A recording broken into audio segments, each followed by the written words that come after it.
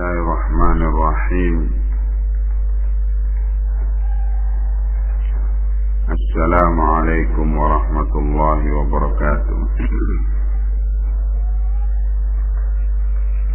الحمد لله والصلاة والسلام على رسول الله وعلى آله وصحبه وموالاه.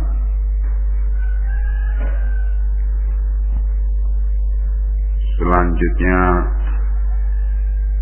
berkata Syekh Abdurrahman As-Sa'di rahimahullah,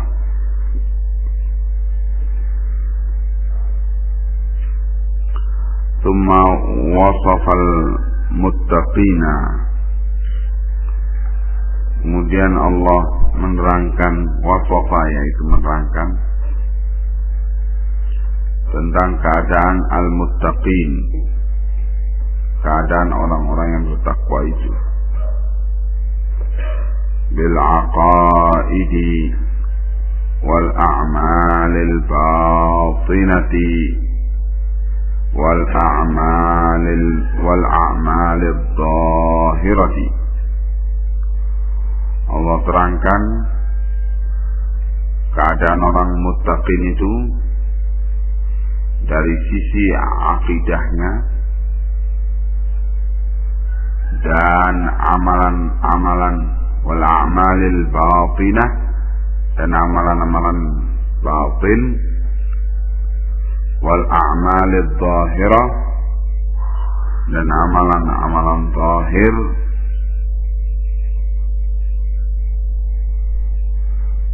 litadammunit taqwa lidzalik, karena tadammunit taqwa kan bahwa takwa itu mengandungi lidzalik, mengandungi perkara-perkara itu. Faqal, maka Allah menyatakan setelah menegaskan Al-Quran itu hudan lil muttaqin. Siapa al-muttaqin? Alladzina yu'minuna bil ghaibi.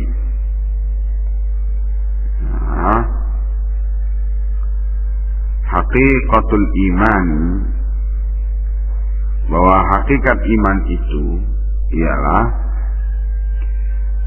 kata Syekh, huwa tasdiqut tamu bima ukhbirat bihi ar-rusul al-mutadamminu linqiyadil jawarihi, bahwa hakikat iman itu ialah at-tasdiqut tamu, pembenaran secara sempurna terhadap apa-apa yang telah diberitakan, bima ukhbirat bihi, dengan apa-apa, membenarkan apa-apa yang telah diberitakan dengannya oleh para rasul,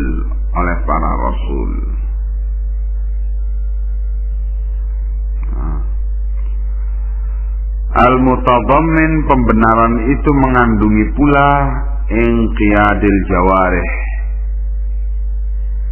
mengandungi pula keterikatan al-jawarih, anggota badan. Pembenaran dari hati dan disertai pula keterikatan anggota badan di dalam mengekspresikan, menampakkan pembenaran tersebut.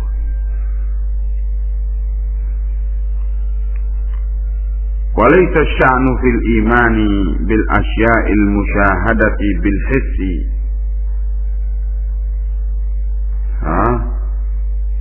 Dan tidaklah urusan asyan, urusan iman itu, fil imani, dalam perkara iman itu, dan bukanlah asyan, perkara ini hanyalah dalam bentuk fil iman, mempercayai bil asya al musyahadah bil his, mempercayai perkara-perkara al musyahadah yang bisa disaksikan bil his dengan panca indera. Al his, apa yang bisa dicapai oleh panca indera. Tidaklah perkara keimanan itu ialah hanya dalam bentuk mempercayai perkara-perkara yang bisa dicapai oleh panca indera. Karena kalau dalam hal mempercayai perkara yang bisa dicapai oleh panca indera, fa innahu la yatamayyazu bihal muslimu minal kafir. Yang demikian itu tidaklah membedakan, yatamayyazu, terjadinya perbedaan antara muslim dan kafir kalau dalam hal mempercayai apa yang zahir, apa yang bisa dicapai oleh panca indera. Innama sya'nu fil imani bil ghaibi. Maka hanyalah sungguhnya asya'n, pengertian iman itu, perkara ini ialah iman kepada perkara ghaib. Alladzi lam narahu, yaitu perkara yang tidak kita lihat, walam nusyahidhu, dan juga tidak kita saksikan. Wa innama nu'minu bihi, hanyalah kita beriman kepada perkara gaib itu yang tidak bisa kita capai dengan panca indera kita, li khabarillahi wa khabari rasulihi, karena berita yang datangnya dari Allah dan berita yang datangnya dari Rasulnya. Nah, kalau beriman dengan pengertian ini, maka akan terdapat dan tampak perbedaan si muslim dari si kafir.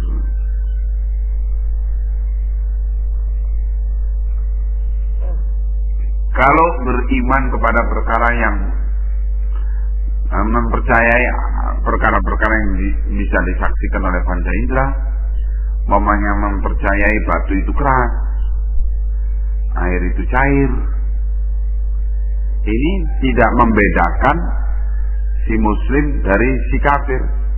Muslim dan kafir sama-sama percaya dengan perkara itu, ya.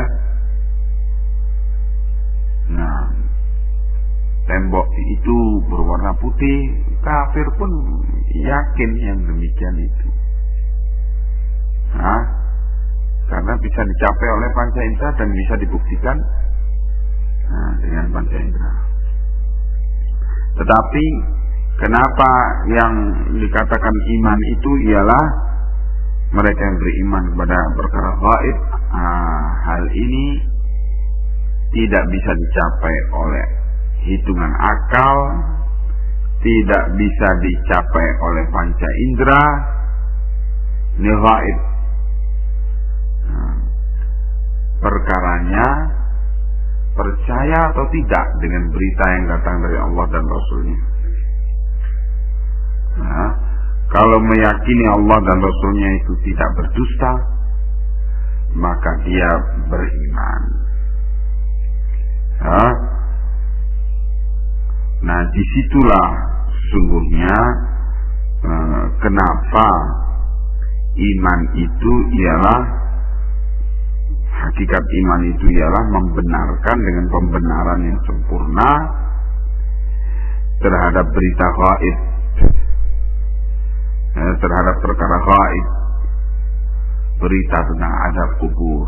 Ini penelitian yang model apapun tidak bisa membuktikan, ya, tidak bisa membuktikan. Berita tentang hari kiamat, bagaimana orang dibangkitkan pada hari kiamat itu, dan bagaimana peristiwa-peristiwa yang akan dialami. Ini perhitungan yang tidak bisa dicapai oleh akal pikiran. Akal hanya sampai pada tingkat di mana alam ini suatu saat akan hancur dan berakhir. Sampai di situ saja. Lalu bagaimana peristiwa-peristiwa berkenaan dengan hancurnya alam itu, bagaimana keadaannya semuanya, itu semua tidak bisa dicapai oleh akal. Ya, dengan perhitungan energi matahari, suatu saat energi matahari ini akan habis. Hanya sampai di situ saja. Bila energi matahari ini habis, maka akan terjadi begini dan begitu. Sebatas kehancuran alam. Selebih dari itu, perkara gaib tidak bisa dicapai oleh perhitungan akal.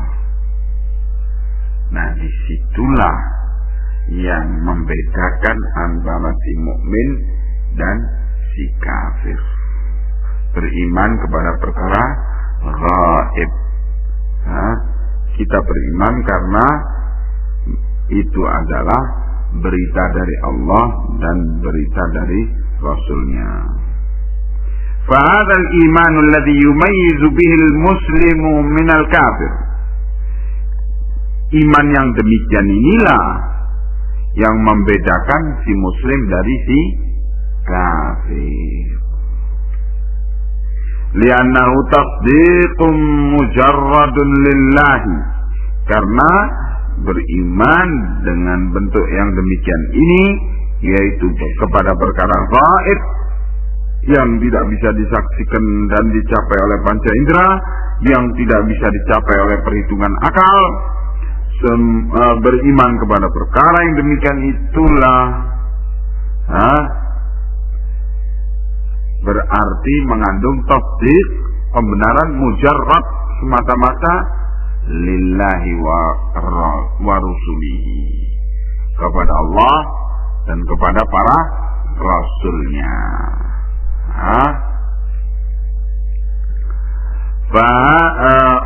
Fal mu'minu, maka seorang mukmin itu yu'minu bi kulli ma akhbarallahu bihi.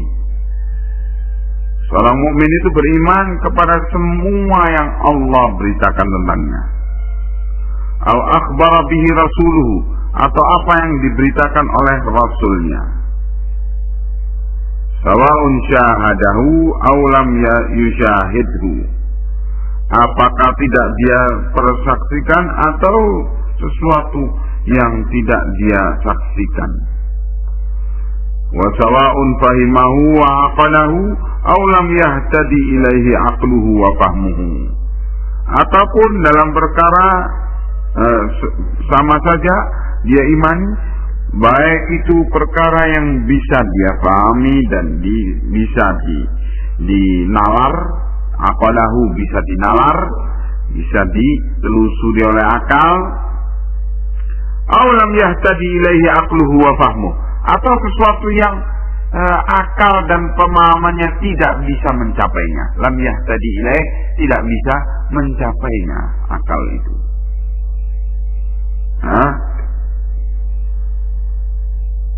Nah, dalam perkara yang masuk akal atau tidak masuk akal, ya, tetapi karena berita itu datang dari Allah dan Rasulnya, dia imani, dia percayai.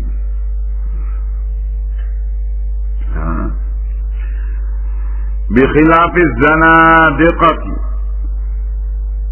wal mukadzibina bil umuril ghaibiyati. Beda dengan keadaan az-zanadiqah. Az-zanadiqah jamak dari az-zindiq. Az-zindiq itu dari kata az-zandaqah. Zandaqah ini sungguhnya bukan dari bahasa Arab. berarti dari bahasa Persia.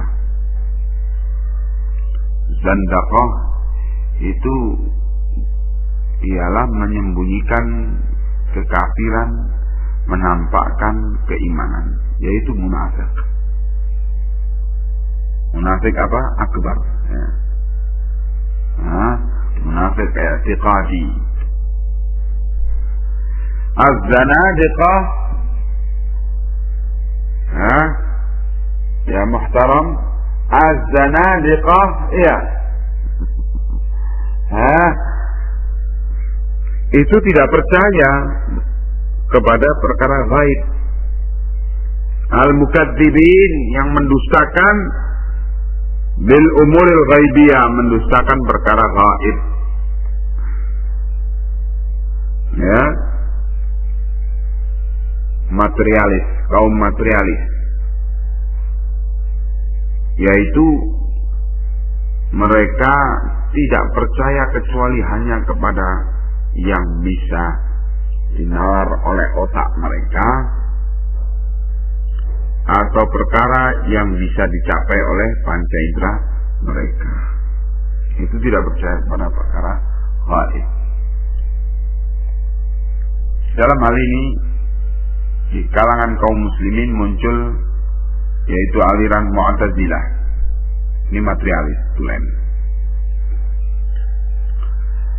Dan tokoh mutaakhirin, tokoh belakangan yang muncul yaitu seperti Muhammad Abduh Al-Masri, orang Mesir, yang sering oleh banyak kalangan digelari sebagai mujaddid, padahal mukharrib sesungguhnya, atau mujaddidul kufur, mentajdid kekafiran, memperbarui kekafiran. Mu'tazilah ekstrim yang dia anut, sedemikian rupa sangat terikat dia dengan perkara materi, artinya sesuatu yang hissi, sampai dia tidak percaya tentang adanya malaikat, adanya syaitan. Kata dia, malaikat itu ialah quwwah ruhiyah, syaitan juga quwwah ruhiyah. Quwwah ruhiyah itu artinya kekuatan rohani. Jadi kalau malaikat kekuatan rohani yang baik, itu malaikat.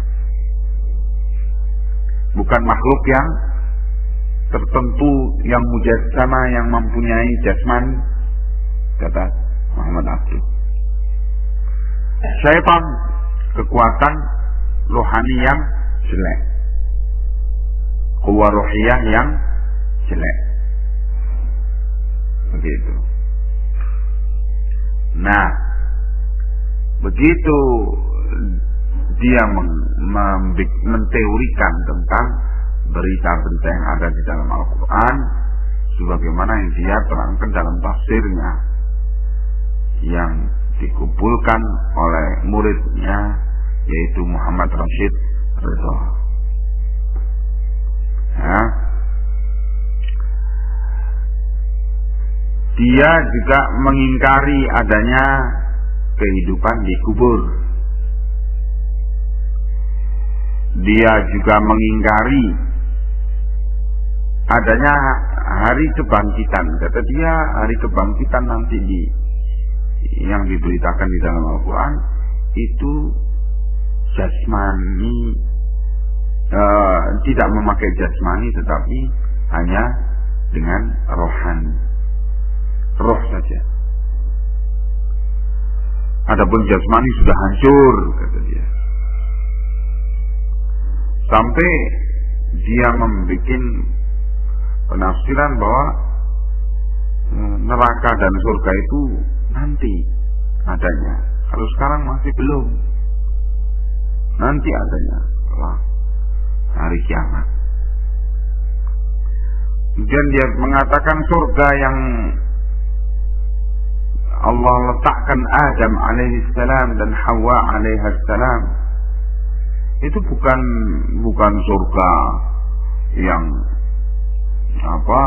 yang nantinya akan dimasuki oleh kaum mukminin, tapi surga lain, surga dalam artian jannah, dalam artian apa? Jannah itu secara bahasa artinya kebun yang rindang, penuh pepohonan. Ya itu adanya di dunia ini, kata dia. Nah, sedemikian lupa penafsiran dia bikin penafsiran zandaqah, yang intinya memang dia mengingkari perkara gaib. Nah ini al-mukadzibin bil umur al-ghaibiyah, termasuk dari orang-orang yang mendustakan perkara gaib. Ya. Lianna uqulahum al-qasiratul muqassirah, karena akal mereka begitu pendeknya dan muqassirah terbatas. Lam tahtad ilaiha, tidak mampu untuk menalar, untuk menelusuri perkara gaib itu. Fakadzabu bima lam yuhitu bi'ilmihi, sehingga mereka pun mendustakan perkara-perkara yang tidak bisa dicapai oleh ilmunya. Fafasadat uquluhum, sehingga jadi rusaklah akal mereka dengan cara yang seperti itu, yaitu dengan mengingkari perkara gaib. Menjadi rusaklah akal mereka.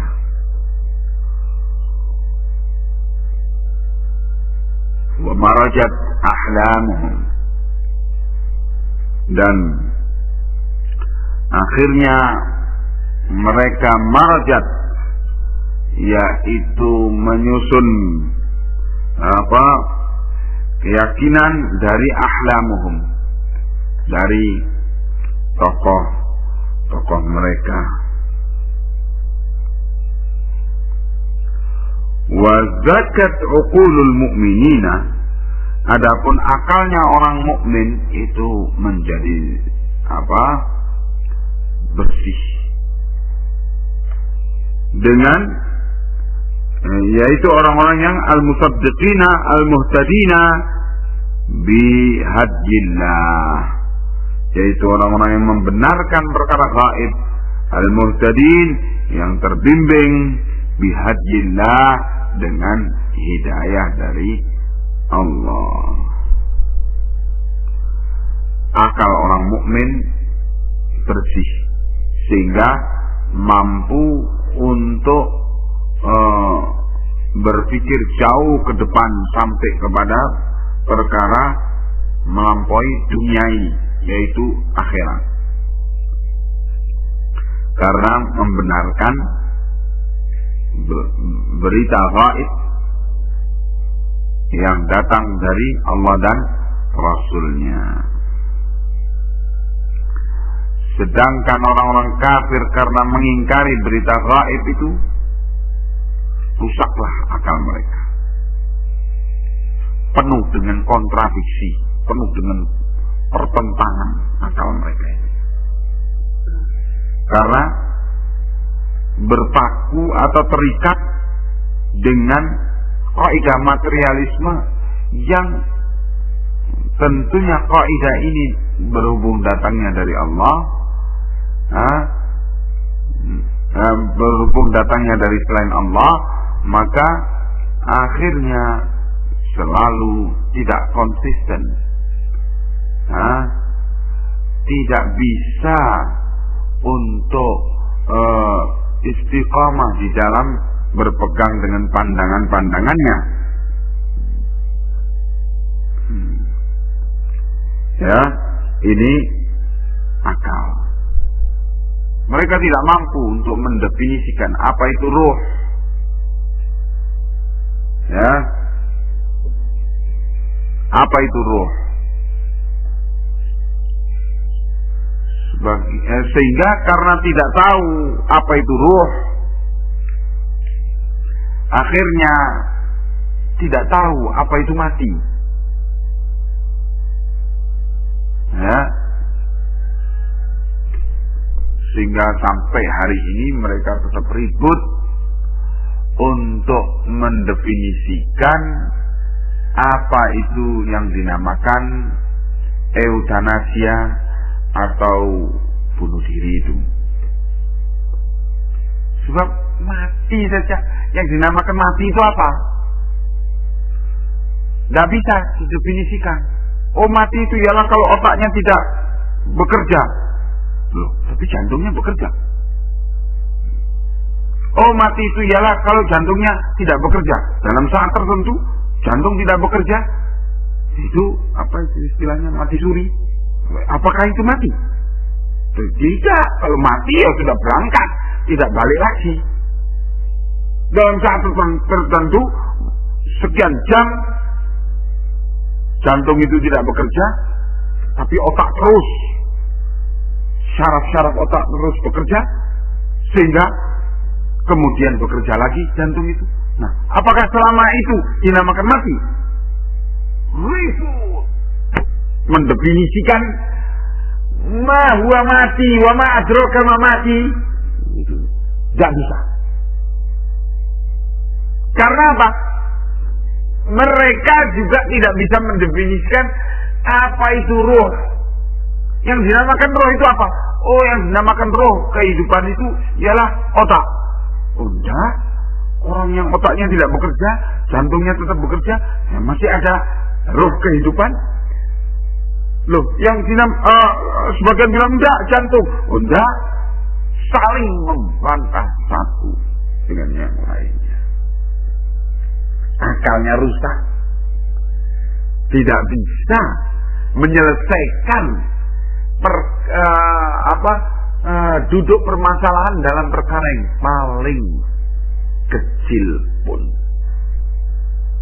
Itu akibat tidak beriman kepada perkara gaib, akibat membatasi bahwa sesuatu yang ada itu ialah yang bisa dicapai oleh panca indera atau yang bisa dinalar oleh akal. Nah, selain itu berarti tidak ada. Akhirnya kemudian mereka kebingungan dalam banyak perkara. Ya.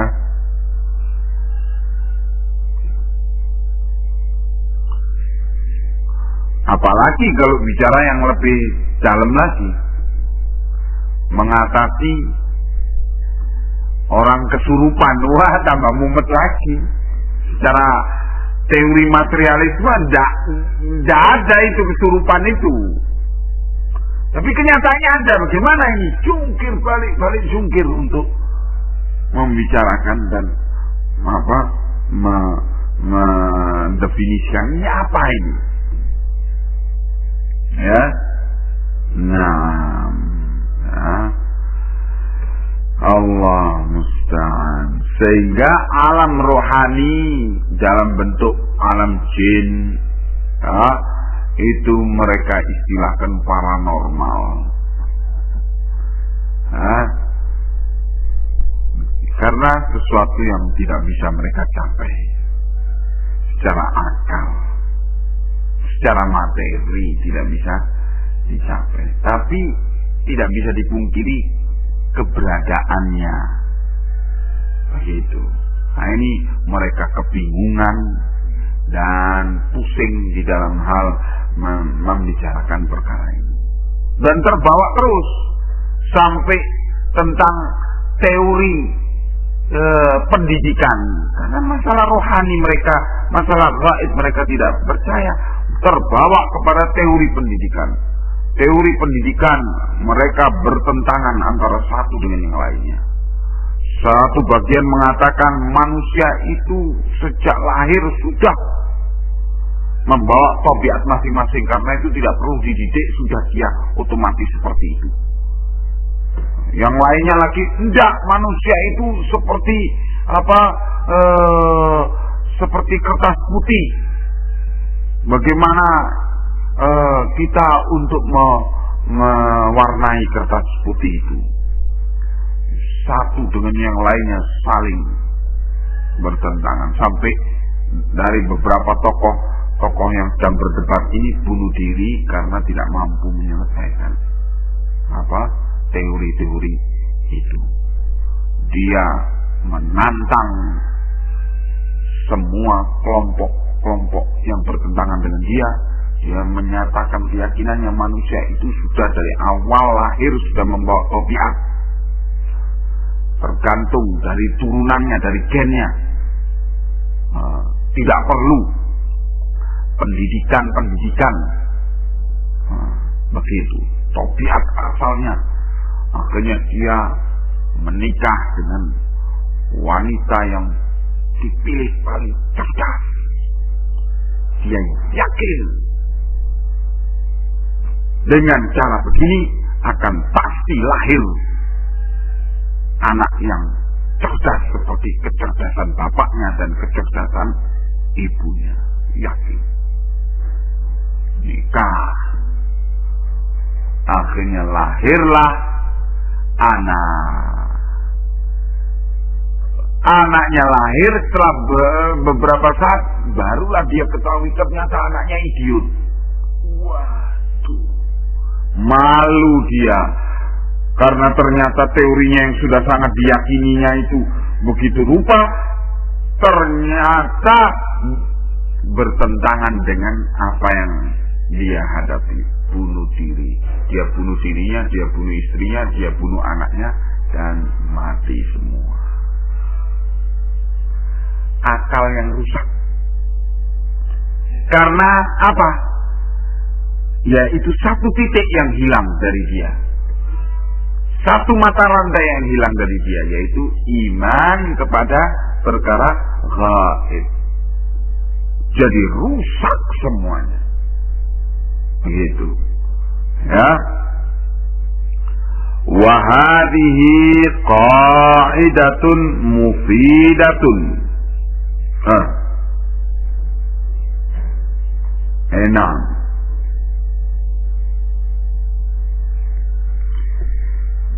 Maka dikatakan oleh beliau,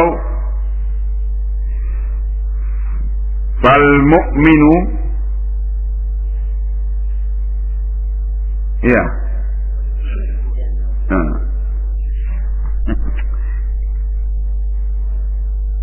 wa yadkhulu fil imani bil ghaibi, dan masuk dalam pengertian iman kepada perkara gaib, al imanu bi jami'i ma akhbarallahu bihi, ialah beriman bi jami'i dengan seluruh ma akhbarallahu bihi, apa yang Allah beritakan dengannya, minal ghuyubil madiyati wal mustaqbalati, dari perkara-perkara gaib yang di masa lalu ataupun yang di masa yang akan datang. Berita-berita gaib di masa lalu, yaitu sejarah para nabi, para rasul, sejarah umat-umat terdahulu yang beriman kepada Allah, yang gaib, yang tidak diketahui sejarahnya secara pasti, seperti sejarah Ashabul Kahfi. Nah, ini tidak diketahui sebelum turunnya ayat Quran, tidak diketahui secara pasti, maka Allah turunkan berita itu dengan lengkap.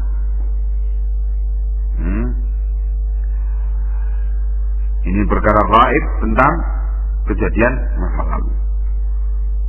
Juga seperti kejadian cerita Nabiullah Yusuf alaihi salam, banyak perkara gaib padanya yaitu tidak dicatat oleh sejarah. Dan Al-Quran memberitakan dengan lengkap dan detail sejarah itu. Ya. Nah, ini kita tentu lebih percaya, alhamdulillah, lebih percaya kepada apa yang diceritakan oleh Al-Quran was sunnah daripada apa yang diceritakan oleh sejarah. Ya. Juga tentang cerita Dzulqarnain, seorang nabi dan sekaligus raja besar, ya, yang bisa mencapai wilayah-wilayah yang jauh di muka bumi ini, dan yang diberi kekuatan oleh Allah untuk membuat tembok besar yang mengepung Ya'juj wa Ma'juj, sehingga Ya'juj wa Ma'juj tidak bisa keluar dari wilayah yang dikepung oleh tembok itu sampai saatnya tertentu di mana mereka akan bisa membobol tembok itu dan keluar ke muka bumi ini membuat kerusakan besar. Ini peristiwa ini tidak dicatat dengan sedetail-detailnya oleh sejarah, tetapi Al-Quran memberitakan hal-hal yang gaib ini secara lengkap. Gak ada dalam sejarah itu tentang bagaimana Dzulqarnain membuat pembangunan tembok yang menutup jalannya Ya'juj wa Ma'juj itu. Tidak ada sejarah Ya'juj wa Ma'juj dalam catatan sejarah dunia. Ya. Nah, sehingga ada yang menafsirkan, astagfirullahaladzim, yang dimaksud itu ialah tembok besar Cina. Nah, sementara di dalam Al-Quran diberitakan dengan tegas bahwa tembok itu tidak bisa dibobol, sehingga Ya'juj wa Ma'juj itu tidak bisa keluar dari lingkungan yang telah dikelilingi oleh tembok itu sampai pada saat tertentu menjelang hari kiamat baru akan bobol. Nah, itu kalau dia tafsirkan kepada tembok besar Cina, ya sudah bobol. Berarti akhirnya mereka yang menafsirkan ke situ terus bagaimana mempertanyakan tentang berita dari Al-Quran yang mengatakan tidak akan bisa bobol tembok itu, dan baru akan bobol nanti menjelang hari kiamat. Akan mempertanyakan berita Al-Quran itu. Nah, itu bahayanya. Ya, maka kita harus yakin, percaya dengan berita gaib, ya, dari perkara-perkara madhiyah, perkara-perkara yang terdahulu yang telah diberitakan oleh Al-Quran, wal mustaqbalah, dan berita-berita yang akan datang, berita-berita yang akan datang, yaitu berbagai peristiwa-peristiwa yang telah diberitakan oleh Allah dan Rasulnya yang akan terjadi di muka bumi ini. Ya, wa ahwalil akhirati, dan juga tentang keadaan akhirat, tentang keadaan di alam barzakh, di alam kubur, di alam mahsyar, semua itu ahwalil akhirah. Wa haqa'iqi awsafillahi wa kaifiyatiha, dan hakikat sifat-sifat Allah dan bagaimananya, alhamdulillah, Dan bagaimananya sifat-sifat Allah itu, kaifiyah sifat-sifat Allah itu adalah perkara yang gaib, ya, yang tidak kita diberitahu. Kaifiyah yaitu cara bagaimana Allah bersifat dengan sifat-sifat itu, ya, maka kita percaya bahwa kaifiyah sifat Allah itu laisa kamitslihi syai'un, tidak serupa dengannya apapun. Allah mempunyai dua tangan, tidak serupa dengan dua tangan makhluk. Kedua tangan Allah itu kanan. Kita percaya, bagaimana kedua tangan itu kanan? Tidak juga kita membicarakan dengan tanpa ada berita dari Al-Quran was Sunnah yang jelas. Berita dari Al-Quran was Sunnah mengatakan kedua tangan Allah itu kanan, ya. Kemudian juga Allah dan Rasulnya memberitakan bahwa Allah itu mempunyai betis, dan betis Allah itu akan dibuka pada hari mahsyar, ya, dan semua kaum mukminin akan sujud kepada Allah ketika betis Allah itu dibuka. Yauma yukshafu an saqin fayud'auna ila sujudi fala yastati'un. Pada hari mahsyar itu akan dibukalah, akan disibakkanlah betis Allah, ansaq yaitu tentang betis Allah. Fayud'auna ila sujudi, maka semua diperintahkan untuk sujud. Fala yastati'un, tetapi orang-orang yang tidak biasa sujud di dunia ini kepada Allah, atau mereka yang biasa sujud kepada Allah dan juga kepada yang selain Allah, itu tidak bisa sujud kepada betis Allah itu di hari tersebut. Bagaimana betis Allah juga laisa kamitslihi syai'un, tidak serupa dengan apapun. Kita serahkan kepada Allah, ya, sesuai dengan kebesaran dan keagungannya. Ya, nanti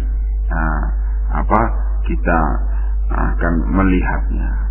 Allah punya wajah, Allah punya dua mata. Allah memberitakan itu, ya, dan kita mempercayai karena berita datang dari Allah dan Rasulnya, ya. Allah punya Allah punya tangan, ya. Allah punya jari jemari, ya. Nah, itu diberitakan oleh Rasulnya dan kita mempercayai. Kaifiyahnya kita percayai sebagai perkara gaib yang tidak diberitakan kepada kita, bahkan dinafikan dari kita, dinafikan segala keserupaan dengan apapun, ya. Wa ma ukhbirat bihi rusulu min dalik, dan apa yang diberitakan dengannya oleh para rasul dari perkara-perkara itu, kita percayai semua itu adalah perkara-perkara hakiki. Kalau diberitakan Allah mempunyai tangan, ya kita yakini secara hakiki tangan hakiki. Tapi bagaimananya tangan itu, kita katakan tangan Allah sesuai dengan kebesaran dan keagungan Allah.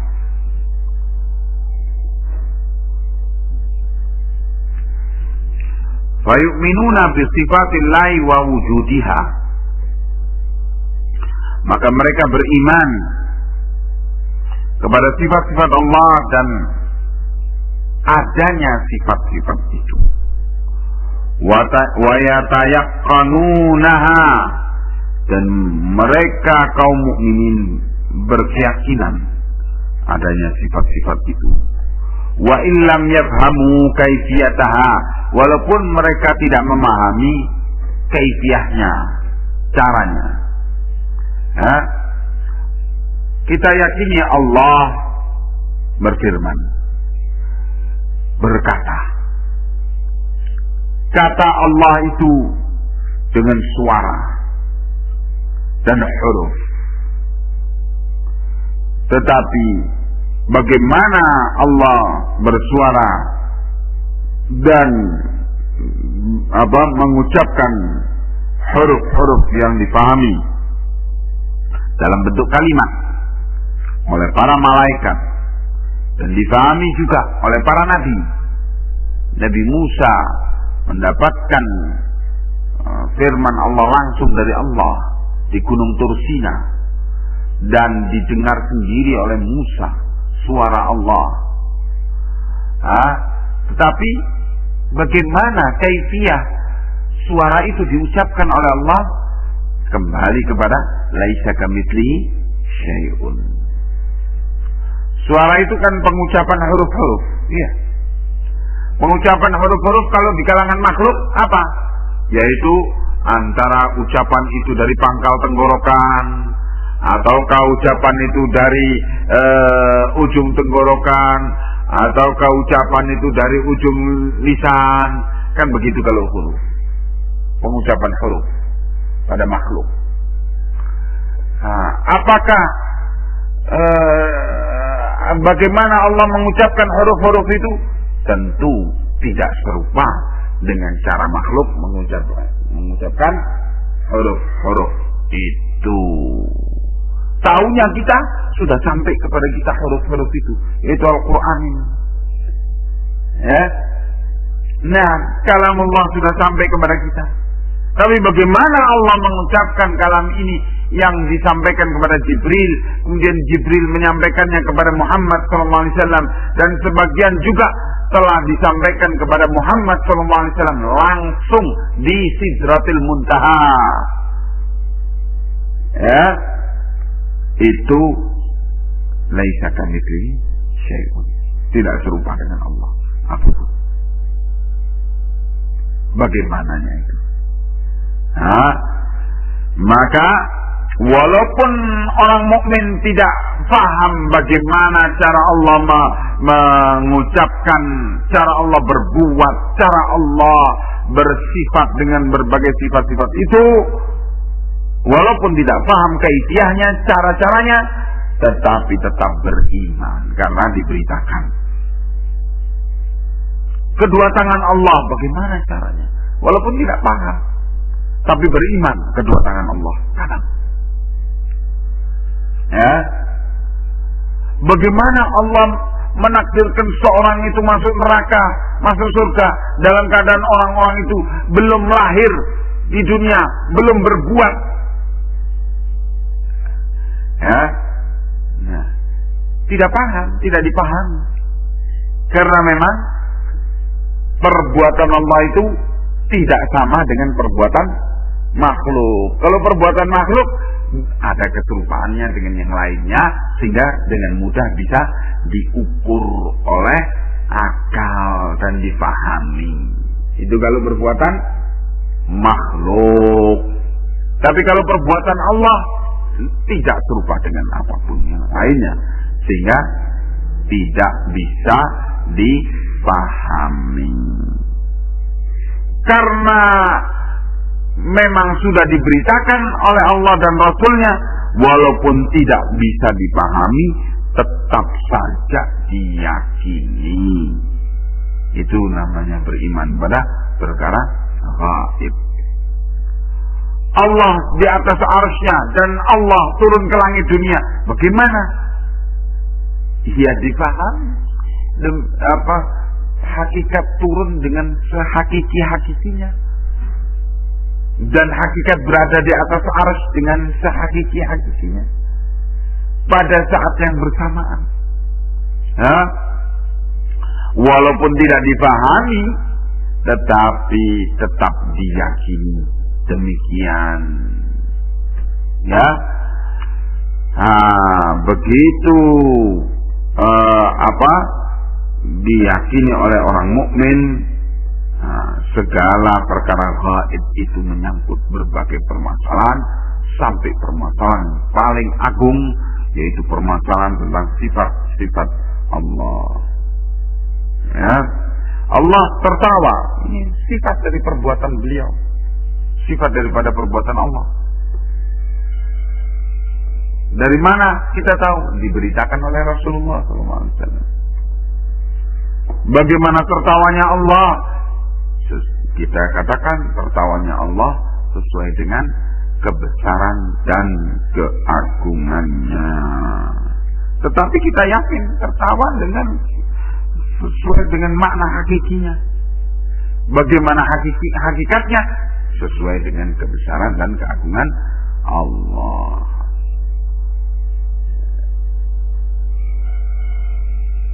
Dengan cara begitu selamat orang beriman pada gaib. Adapun kemudian orang itu membuat batasan-batasan dan takwil-takwil penyimpangan makna seperti yang dilakukan oleh aliran-aliran sesat bid'ah itu, maka itu pasti akan menimbulkan kerancuan, kekacau balauan pemahaman dan pemikiran. Ya, nah, dan itu akan merusakkan akal sehingga pasti tidak akan bisa memahami atau tidak akan bisa menjelaskan perkara-perkara tersebut. Begitu diingatkan oleh Syekh, dan ini adalah kaidah bagi Ahlus Sunnah wal Jamaah. Dan dengan kaidah ini terselesaikan segala permasalahan yang berkaitan dengan perkara gaib ini. Wallahu a'lamu bis-shawab. Ila huna ya ikhwan. Assalamualaikum warahmatullahi wabarakatuh.